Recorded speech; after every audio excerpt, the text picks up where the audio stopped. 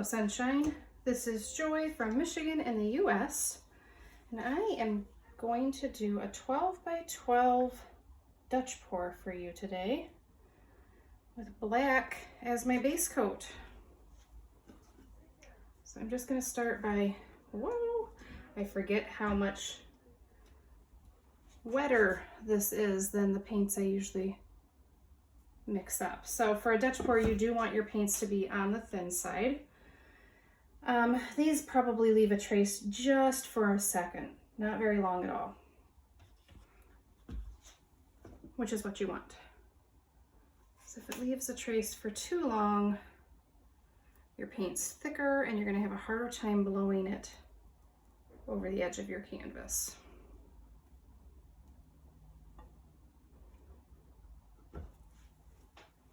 So I hope you all are doing well.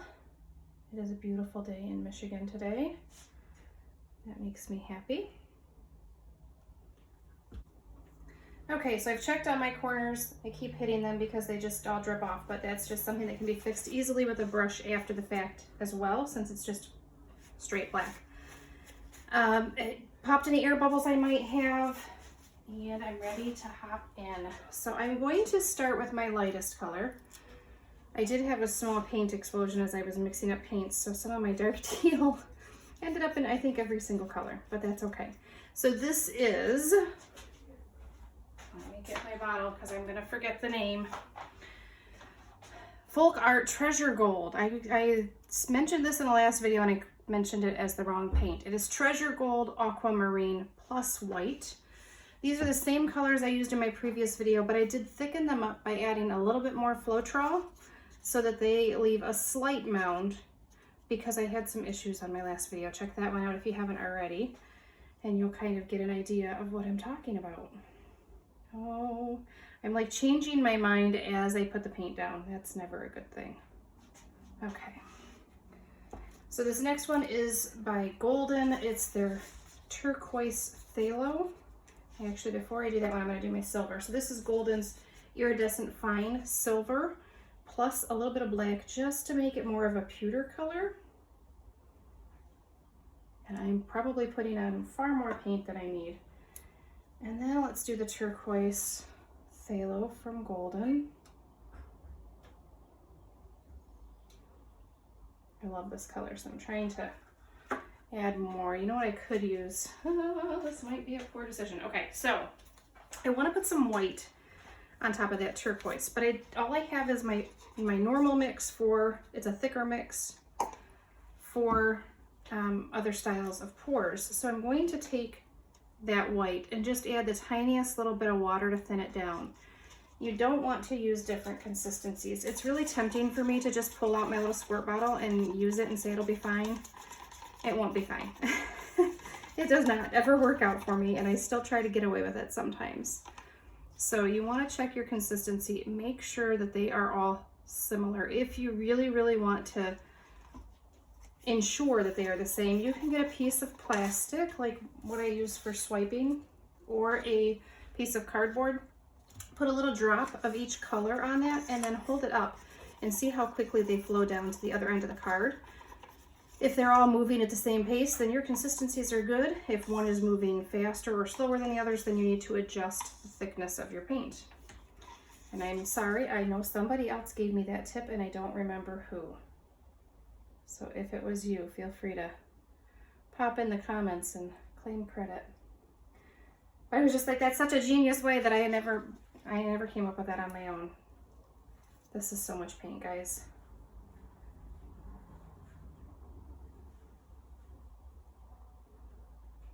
I really want this purple to show up. So this is Treasure Gold Antique Copper with Deep Violet by Liquitex added in, which makes it a lovely metallic purple. This is so much paint. It is so much paint. It's way more than I needed, but we'll see what we get. All right, hair dryer on cold and high. Oh, I just unplugged it. I've got paintings all over this room, so I'm trying to be really careful not to get anything on my other paintings.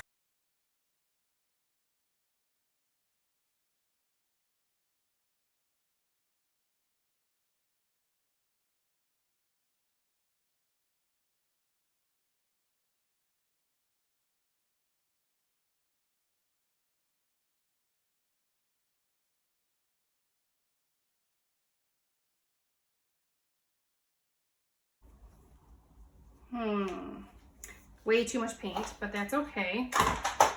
Just going to move it just a little. I don't really want to tilt it. You really don't want to tilt a Dutch pour, but okay, I'm not going to tilt it anymore. Use less paint. I think that's one of the things when I first started doing Dutch pours, one of the things I struggled with the most was how much paint to use, because you feel like you need far more than you actually do. Try to make that line just a little bit more appealing to the eye. So it's hard to like remind yourself, no, I don't need that much paint. It doesn't take that much paint to do a Dutch pour.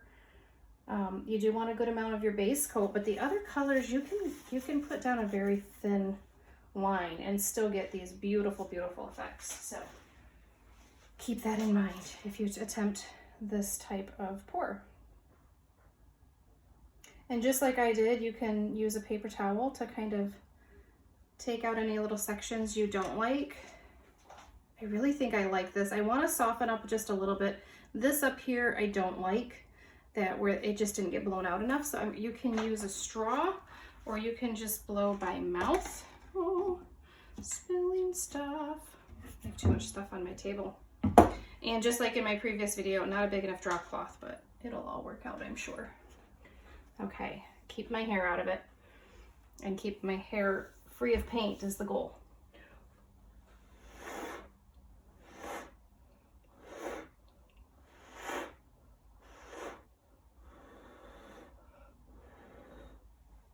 Okay, that's better.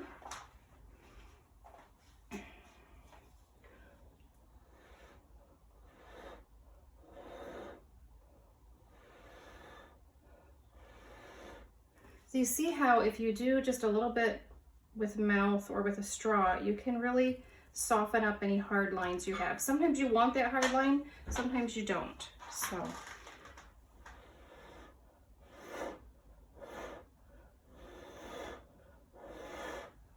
I like to kind of have, at least in places where it seems to almost fade into the background color. So that's what I'm looking for here.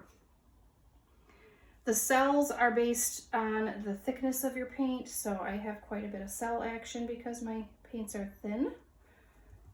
You get more cells that way, and metallics help create cells. So at this point, it can be very challenging to come up with your composition. It helps to just kind of put your hand over certain areas and go, do I really want that there? Do I want to take part of that off? And I'm really having a hard time deciding. I don't like this line here. So see, you can just kind of do a little bit of finger painting and cover that back up with the black. And then I think this needs to just not be a full line.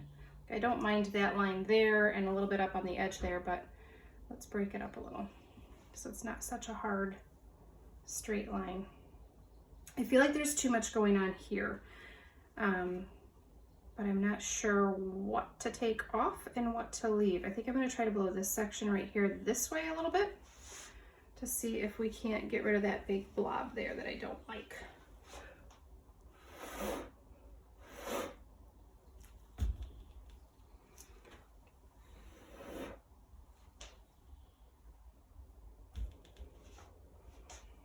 It's still kind of blobby.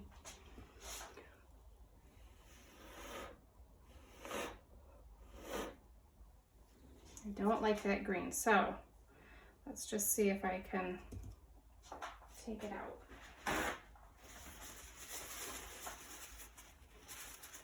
I know I have plenty of paint on this canvas, if not too much, so taking a little section like that out is not a big deal. I am going to grab a straw.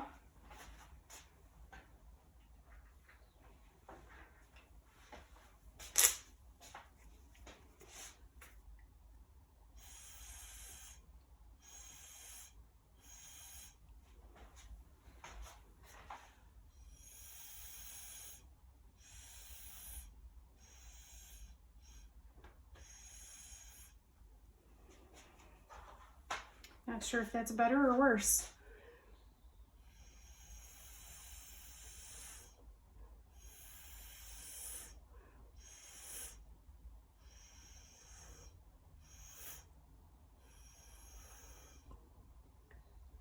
Okay.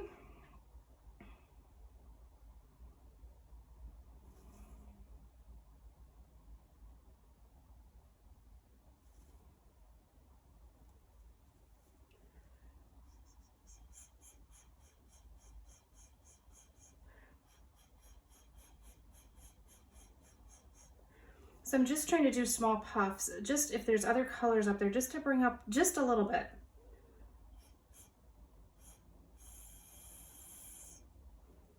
And then it'll fall back in and it'll be there, this very small little detail, hopefully. Let's get rid of that little bit of white right there.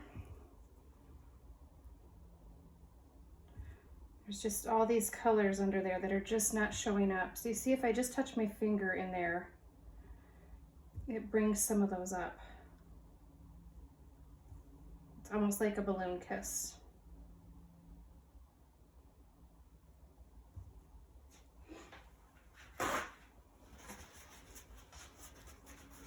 All right, guys, I am going to pause my video here. I'm going to blow some, not blow, I'm going to torch it to get rid of air bubbles. And I'm just going to look at it for a little bit and see, like, I almost feel like we could add some black here where I did all that adjusting, but I don't want to, you have time. You don't want to move too fast and eliminate something that you really would have loved if you'd waited for it to dry. So that's what I'm trying to do, is just give it some time, let it develop, pop any air bubbles, and see if I need to adjust my composition at all. So I will be back, well, for you guys in a couple seconds, but for me in 15-20 minutes, and see if we need to adjust anything.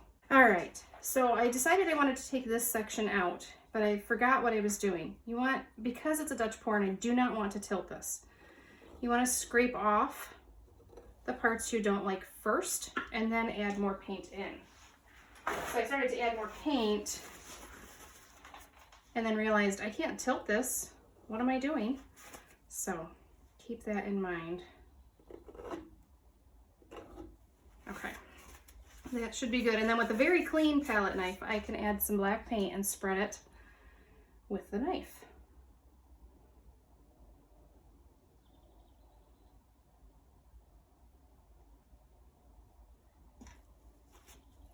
Black paint makes such a mess. Oh, good heavens, that is not what I meant to do.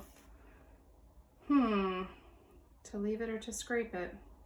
And I did it again. I guess it's just meant to be on this one. There's gonna be a little, I don't really care for this one. Like it never happened. There we go. Okay. This one has some pretty things going on, but that's not really what I wanted. So let's just cover that back up too. Every time I try to cover it up, something else pops up. Kind of funny. Kind of funny, kind of not. One of those things.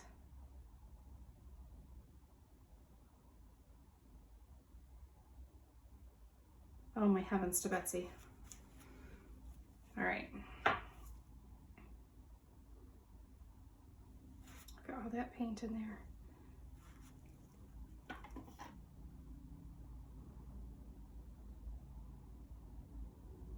So there's going to be a little bit of color there because I'm just not going to be able to cover that all up, guys, but I don't think it's enough to worry about. It's not super distracting, but if that bothered you, cover it up. You can re-scrape and add more black, or you can just do like I'm doing and just put a little bit of black on top of it, and it shouldn't pop through, although it could. So you run the risk. If you don't scrape it, there's always that risk that it could pop back through. Okay. So, let's see, because I added that black, it's really created a pretty hard line, especially right here. So with my straw, I'm just going to try to blow that out just a little, just enough to soften it.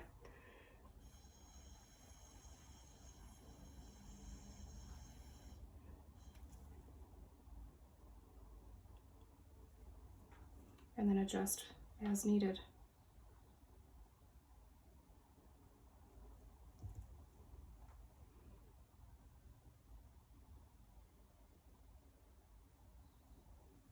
Better, I think.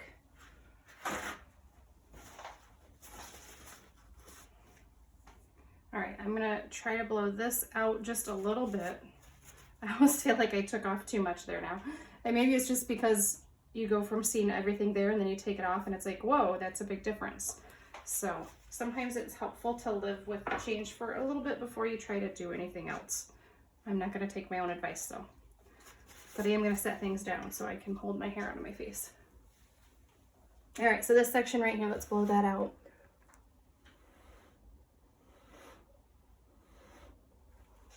Okay. Getting there.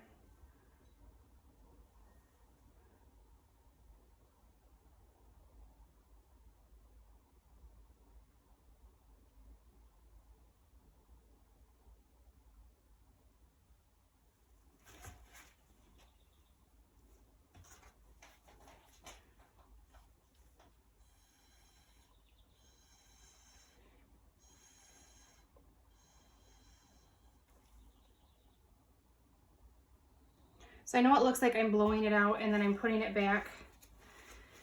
What I'm doing is I'm creating a softer line, and then there are all these little lines that are coming off of it that I don't like. So I'm getting rid of the long little strands, but keeping the soft effect that it gave by blowing it out, if that makes sense.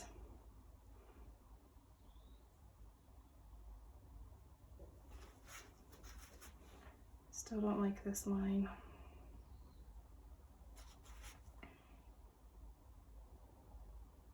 So that's the beauty of poured art, is that I can sit here and fiddle with it all day if I want.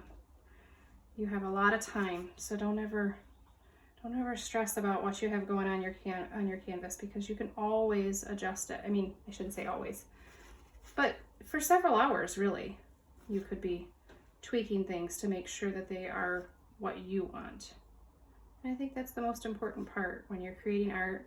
I mean, it's lovely to have other people who appreciate it and who like it, but the ultimate goal is to create something you love. All right, I have this section here, which is kind of pretty, but I'd like to just blow it out that way just a little bit.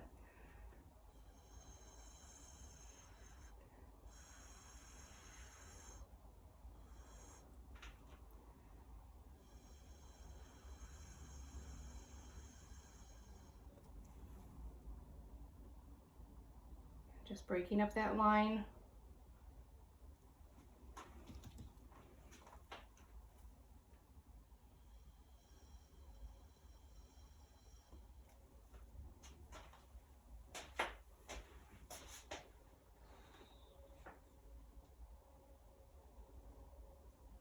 There, okay. All right, I'm going to take a minute again. I'm going to torch it and then look at it for a little bit and see what I think. I'm still not loving this right here, so I may tweak that just a little bit, and then I will bring you guys back for a close-up. All right, guys, thank you so much for joining me. Here is the finished piece. I think it's going to dry beautifully, and I think this is the orientation that I like. I did take off a little bit more down here, so we have a little more negative space. And I'll just show you some of these beautiful details. I love this corner, and I thought about scraping it because I couldn't line it up with the composition, but it's so pretty. I just couldn't. So I think when we moved the piece, the orientation of the piece, it worked a lot better, and it showed me what needed to be changed and what could stay. So that was helpful. Got all these lovely, luscious, chunky cells down here. Mixed in with the itty bitty little baby ones. And there's a lot of metallic in this, so this will dry super sheeny, shiny. You kind of get a feel for it at that angle. But I think it's going to be just beautiful. Hopefully it dries really nicely. Thanks so much for joining me, guys. I will see you on the next one.